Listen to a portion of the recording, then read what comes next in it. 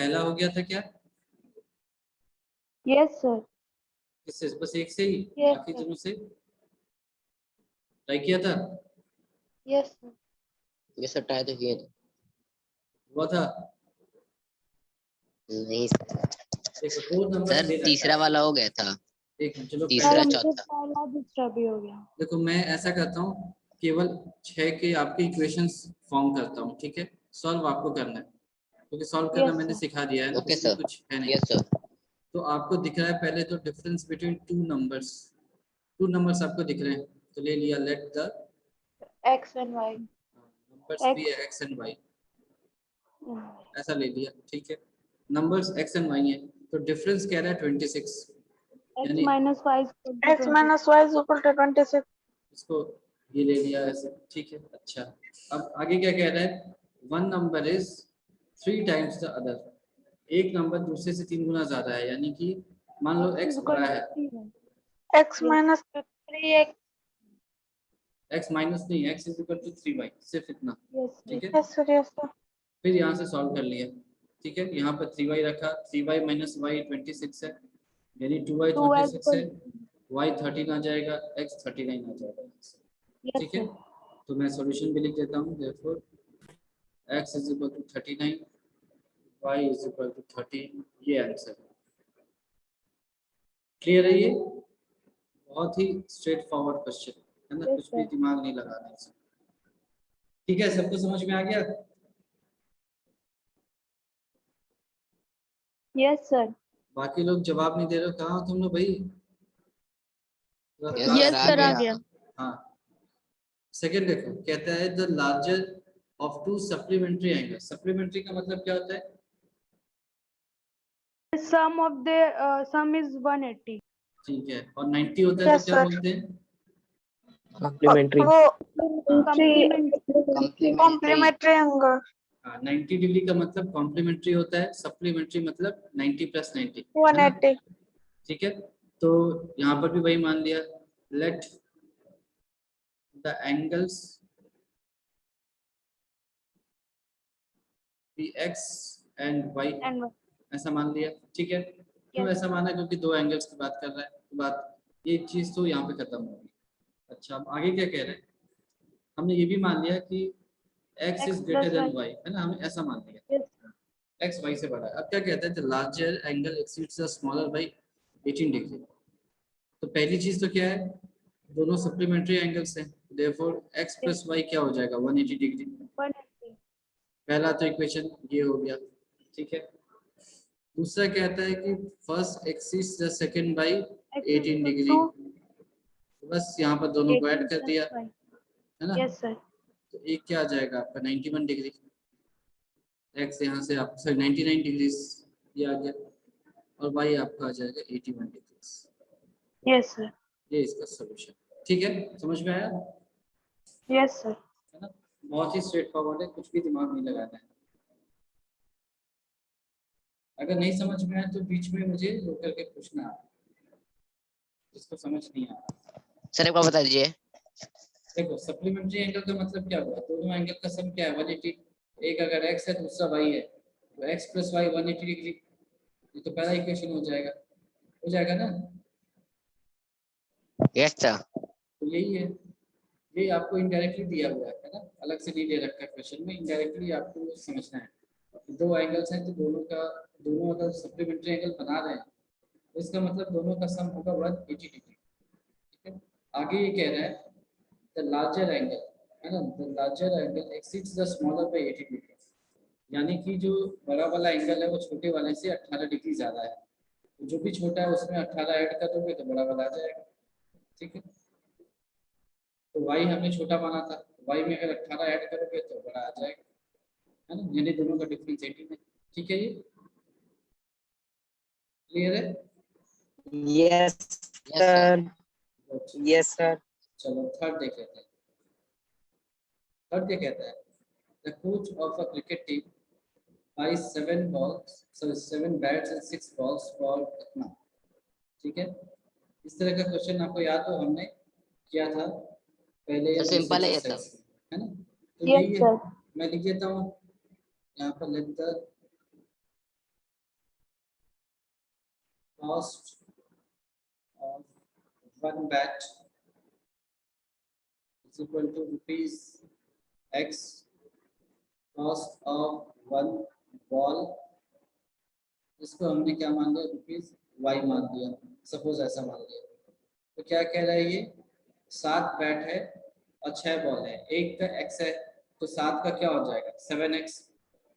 उसी तरह से 7x. एक बॉल की कीमत y है तो 6 बॉल्स की कीमत हो जाएगी 6y, दोनों का सम क्या है 3800। तो ये आ जाएगा आपका 7x + 6y = 3800, पहला इक्वेशन। दूसरा क्या कह रहा है, letter she buys 3 bats and 5 balls,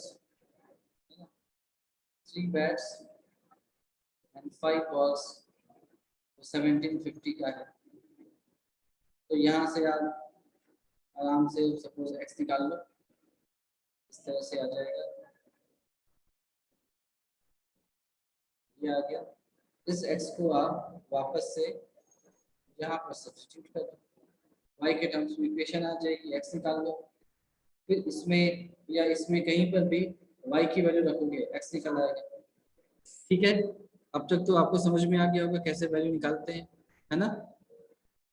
Yes, sir. चलो, तो अब 4th क्वेश्चन में आते हैं।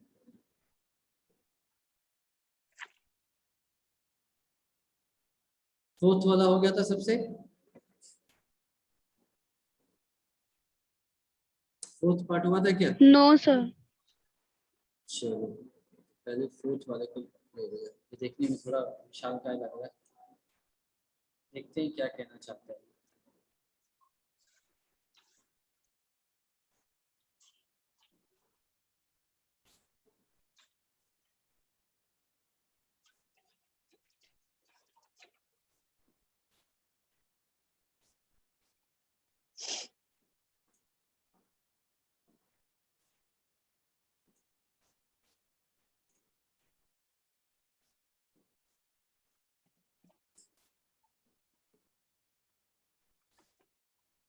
देखो क्या कह रहा है, the taxi charges in a city consist of fixed charge total together with the charge for the distance covered.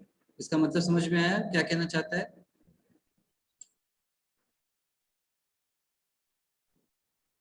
Hello, Yes, sir. क्या है इसका मतलब, बताओ मुझे क्या कहना सर चाह इसका रहे हैं? मतलब कि जो चार्ज है टैक्सी का, एक वो फिक्स चार्ज है, प्लस जो डिस्टेंस कवर करेगा उसका चार्ज, जितना डिस्टेंस जो कवर करे।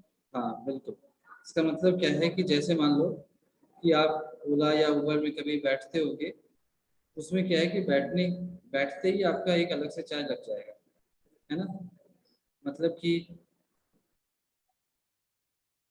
हाँ, मतलब कि जैसे मान लो आपको यहाँ से 10 किलोमीटर की दूरी पर जानी है, ठीक है, और फिक्स चार्ज है मान लो 20 रुपए सपोज, है ना? फिक्स चार्ज क्या है आपका पर किलोमीटर? हाँ नहीं, फिक्स चार्ज का मतलब होता है 20 रुपए नहीं, लगेंगे आपको, है फिक्स ना? होता है वो, रुपीज फिक्स होता 20, है उसमें। मतलब कि तुम गाड़ी में बैठो और उतर जाओ तो भी तुमको 20 रुपए देना पड़ेगा, ठीक है, इसका मतलब ये है। उसके अलावा 1 किलोमीटर का मान लो 5 रुपए है, पर किलोमीटर 5 रुपए है। तुमने 10 किलोमीटर ट्रेवल किया तो 1 किलोमीटर का 5 है तो 10 किलोमीटर का 10 × 5 हो जाएगा, ठीक है, 50. प्लस 20 लगेगा, है ना? सर 70। हाँ बोलो। 70. जो फिक्स चार्ज है बस उसमें बैठने का है। फिक्स चार्ज का मतलब होता है कि तुम कितनी भी दूर जाओ वो लगेगा ही, उसको डिस्टेंस से मैटर नहीं करता हो, है ना? फिक्स का मतलब है वो फिक्स है ना? तुमने गाड़ी को रुकवाया, उसमें बैठे और वापस उतर गया तो भी वो तुमसे इतना पैसा ले लेगा, ठीक है? ठीक है। यही होता है। अगर आप अपने जैसे कभी ओला या उबर से गए हो और उसके बिल को देखोगे तो उसका बिल अगर Yes. मोबाइल पे या जो जहाँ पर भी आपको आता है इनवॉइस, उसको देखोगे तो उसमें आपको क्लियरली बताएगा फिक्स चार्ज इतना है और किलोमीटर वाइज इतना ले रहा है वो आपसे, ठीक है? इसीलिए तुम अगर देखोगे कि अगर तुम 5 किलोमीटर जा रहे हो सपोज, तो तुमसे अगर वो 100 रुपये ले रहा है तो 10 किलोमीटर के वो तुमसे 200 नहीं लेगा, 185 लेगा। क्यों? क्योंकि जो फिक्स था, मान लो जो फिक्स प्राइस थी 50 रुपये, वो दोनों में इंक्लूडेड है, ठीक है? तो तुम डिस्टेंस से इसको दुगना नहीं कर सकते, क्यों? क्योंकि इसमें फिक्स चार्ज भी था, और इसमें भी उतना ही फिक्स चार्ज रहेगा, बाकी जो वेरिएबल है वो किलोमीटर के हिसाब से रहेगा। क्लियर है? Yes sir. यस चलो, सर। Yes, sir. तो हम अब अपने क्वेश्चन में आते हैं। क्या है?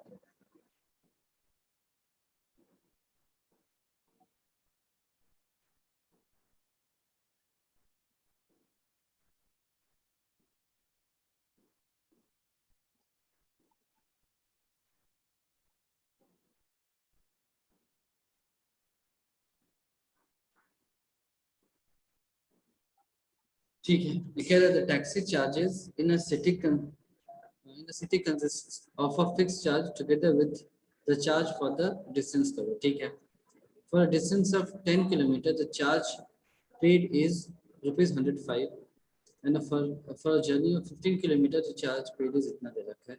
What are the fixed charges and the charges per kilometer? ठीक है, अच्छा वैसे लिख लिया। Let the fixed charge is equal to rupees x है ना, and charge per kilometer is equal to rupees y। ठीक है, कि वो फिक्स चार्ज कितना लेगा, x रुपया लेगा और हर किलोमीटर का y रुपया ले रहा है। ठीक है, for a distance of 10 kilometre, तो therefore for a distance of 10 kilometre, तो आप बताओ कितना होना चाहिए total charge? x plus 10y plus x is equal to x plus 10y होना चाहिए ना।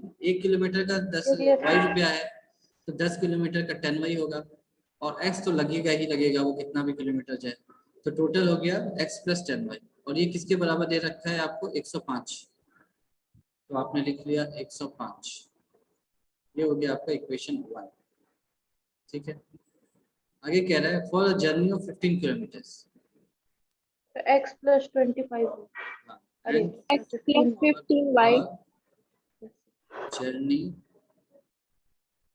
of 15 kilometers, x plus 15y is equal to 150। ठीक है, यहाँ से आपका आ गया x plus 15y is equal to 150। तो फिर यहाँ से आपने x की वैल्यू निकाल ली, क्या है 150 है ना? 155 ना? 155 है। ठीक है, तो 155 कर लिया। यहाँ तक सबको समझ में आ गया ना? Yes sir. यस तो सर। फिर यहाँ से Yes, sir. x की वैल्यू हमने ऐसे निकाल ली, 155 माइनस 15y, इक्वेशन 2 माना। अब x की ये वैल्यू हम यहाँ पर सब्स्टिट्यूट करते हैं, लिखेंगे यहाँ पर सब्स्टिट्यूट इक्वेशन 2 इन इक्वेशन 1। तो इक्वेशन 2 क्या है आपका? 155 minus 15y plus 10y is equal to 105, ये आया। ठीक, तो इसका मतलब क्या हो गया? 50 इज इक्वल टू 5y आया ये, तो यहाँ से y की वैल्यू आ गई 10 एंड x की वैल्यू आ गई 155 माइनस इसमें सब्स्टिट्यूट कर दिया, तो 15 इंटू 10 150, तो ये आ गई ₹5 है ना। 5 इसका मतलब क्या हुआ? Therefore x is equal to ₹5, y is equal to ₹10, ये आ गया। तो x y की वैल्यू दिखाई दे रही है सबको? समझ में आ गई कैसे निकाला? Yes sir. तो Yes, sir. अगर ये समझ में आ गया तो फिर आगे कह रहा है ये कितने किलोमीटर के लिए कह रहा है? How much does a person 25 have to pay for a distance of 25 kilometers? तो निकाल लिया ये बहुत आसानी से। Therefore, for a distance 5 plus 250 so 25 kilometres कितना हो जाएगा? तो 5 + 250 जो आपका फिक्स है 5 रुपए वो तो लगेगा ही लगेगा, बस 25 इंटू 10 रुपए लगेंगे, है ना। 1 किलोमीटर का 10 है तो 25 का 25 इंटू 10, ये हो जाएगा आपका 5 + 250, ये ₹255 ये आ जाएगा, ठीक है यस सर। है ना। Yes sir. Straight forward question था, ज्यादा कुछ था नहीं, आपको बस फिक्स प्राइस क्या Yes. है और वेरिएबल है उसको थोड़ा सा समझना था बस, और कुछ नहीं। जिसके बाद मैं फिफ्थ पार्ट लेता हूँ आपके साथ, ये क्या है, इसको भी कर लिया।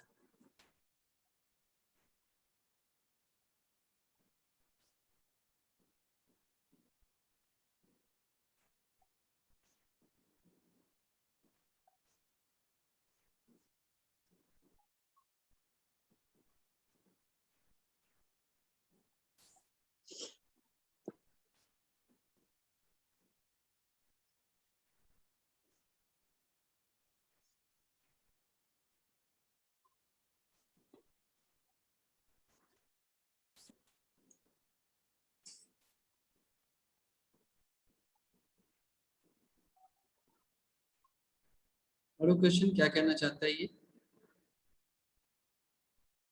कह रहा है अ फ्रैक्शन बिकम्स इतना if 2 is added to both the numerator and the denominator, है ना। अगर मैं न्यूमरेटर और डिनोमिनेटर दोनों में अगर 2 ऐड करूंगा तो फ्रैक्शन इतना बन जाएगा। अच्छा, 9/11 if 3 is added to both the numerator and denominator it becomes इतना, find the fraction, ठीक है। तो Yes. शुरू हो गए, ये तो आसान है, कर लोगे, दिखाता हूँ कैसे। Let So numerator x will denominator y. बस let the numerator is equal to x, denominator is equal to y, ये दे रखा है, तो ये ले लिया। फिर according to question,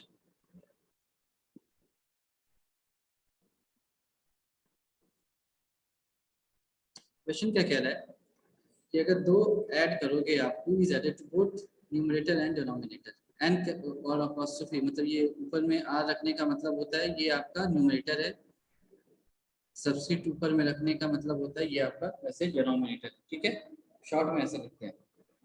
Yes sir. तो आप लेकिन एग्जाम में पूरा लिखना है ना, ऐसे लिख के मत आ जाना, है ना, आपको पूरा लिखना होगा, ठीक है। अच्छा, अकॉर्डिंग टू क्वेश्चन क्या है, x में अगर 2 जोड़ा और y में भी अगर 2 जोड़ा 5 + 2 equal to 9/11. ऐसा आ गया, ठीक है। तो फिर हम इसको Yes, क्रॉस sir. मल्टीप्लाई कर लेंगे, तो 11x + 22 is equal to 9y + 18। 18. तो यहाँ से हमारा पहला इक्वेशन ऐसा कुछ आ जाएगा, 18x इज इक्वल टू या -9y -9y. Is equal to -4, ये पहला इक्वेशन है, ठीक है। Sir. सर सर एक बार अकॉर्डिंग टू क्वेश्चन के बाद वाला पॉइंट रिपीट कर दीजिए। देखो, नहीं अकॉर्डिंग समझा। टू क्वेश्चन का मतलब क्या हुआ, क्वेश्चन कहता क्या है, a fraction becomes this much, एक फ्रैक्शन इतना हो जाएगा, कब होगा, if 2 is added to both the numerator and denominator, यानी तुम्हारे पास जो भी यस नंबर है सर।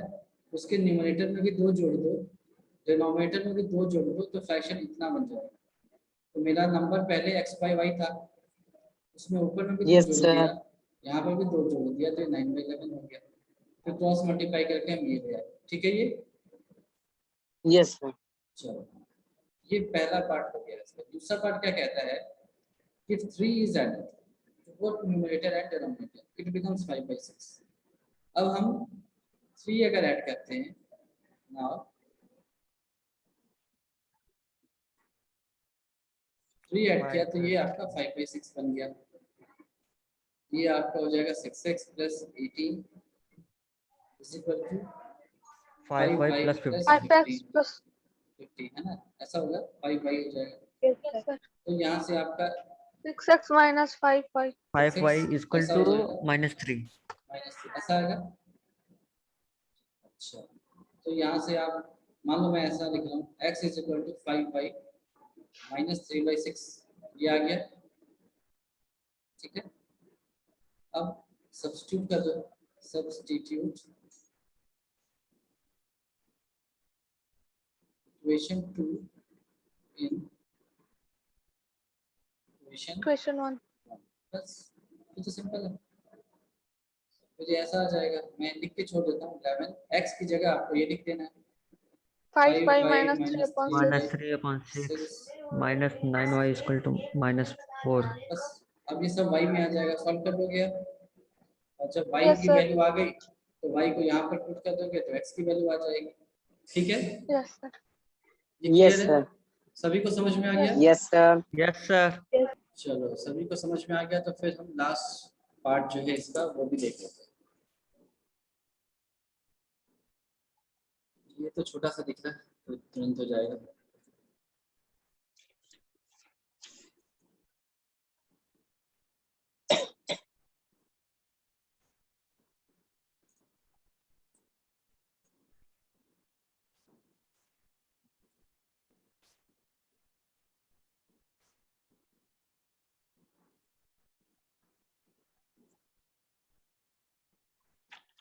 देखो क्या कह रहा है, ये कह रहा है कि 5 years hence, 5 years hence का मतलब क्या होगा? इसका 5 मतलब होता है इन फ्यूचर, अभी से 5 साल बाद। बाद, है ना, 5 साल बाद। In future.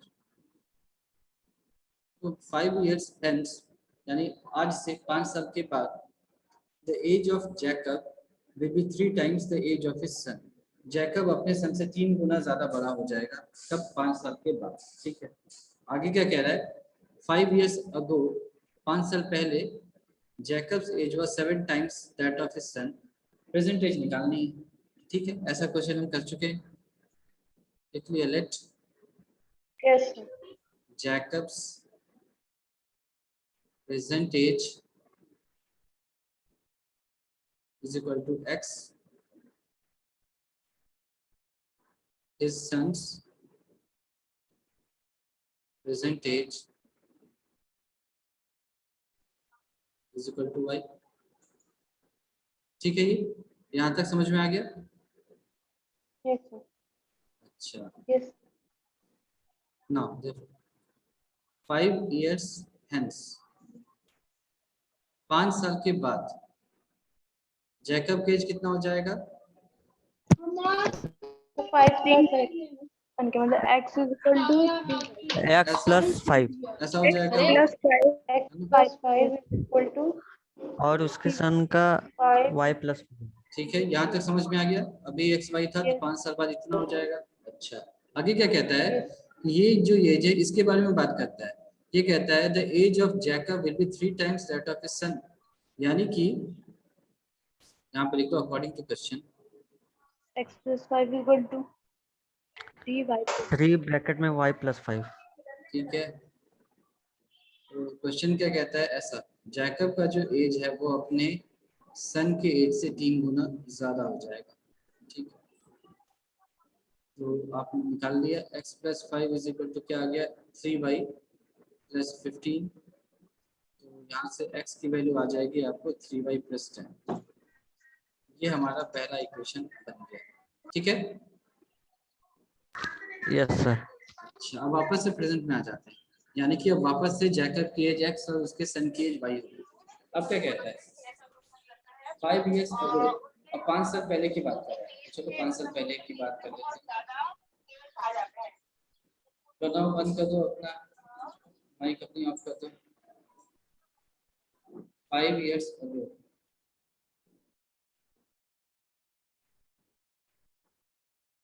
पांच साल पहले जैकब का एज क्या था, x minus 5 x minus 5 and his son's y age minus ये था आपका y minus 5, -5। अच्छा, अब क्या कह रहा है कि Jacob Seven was times. 7 times that of his age, that of his son's age, ठीक है। फिर से वही कर दिया, x -5 equal to 7 according to question क्या हो जाएगा, x minus 5 is equal to 7 times 7 y in bracket y minus 5. ठीक है, तो यहाँ से आपको क्या मिलेगा, x minus 5 is equal to 7y minus 35, ऐसा कुछ मिलेगा। तो यहाँ से x क्या हो Yes, sir. जाएगा आपका 7y minus 30 हो जाएगा। Yes, sir. अब x की वैल्यू सब्स्टिट्यूट कर दो वहां पर, सब्स्टिट्यूट इक्वेशन 2 इक्वेशन 1 कर सकते हैं।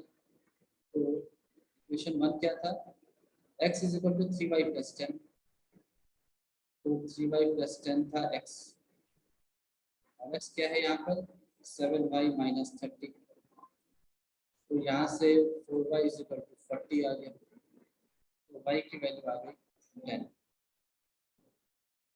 x निकाल दिया, फिर x इज इक्वल टू क्या हो जाएगा 7 इंटू 10 यानी 70 माइनस 30, यहाँ पर रख करके ये आ जाएगा 40। तो आगे क्या लिखेंगे, ऐसे लिखते हैं, तो जैकब्स परसेंटेज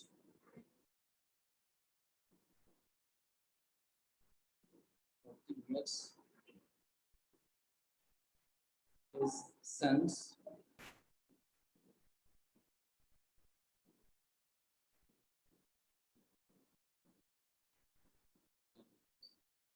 ये आपका आंसर, ये समझ में आया,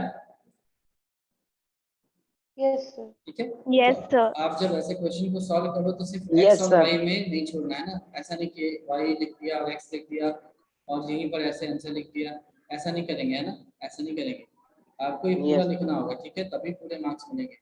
आपको बताना होगा आखिरी में कि x क्या था और y क्या था, है ना, जैसे शुरू में मानते हैं तो आखिरी में भी वही लिखना पड़ेगा। जैकब का परसेंटेज 40 हो गया, सन्स परसेंटेज 10 हो गया, है ना, x 40 और y 10 करके अपन नहीं छोड़ेंगे। क्लियर है ये बात, Yes, sir.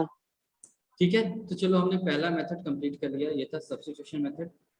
जो नेक्स्ट मेथड होगा that is your elimination method, ठीक है, वो एलिमिनेशन मेथड एग्जैक्टली ऐसा ही है, तो इसीलिए हमने इस मेथड पे ज़्यादा समय दिया ताकि आपको समझ में आ जाए कि इनको करना क्या है, कैसे सॉल्व करना है।